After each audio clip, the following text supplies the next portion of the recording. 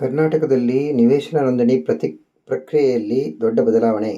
ಕಂದಾಯ ಸಚಿವ ಕೃಷ್ಣಬೈರೇಗೌಡ ಅವರು ವಿಧಾನಮಂಡಲದಲ್ಲಿ ತಿಳಿಸಿದ್ದಾರೆ.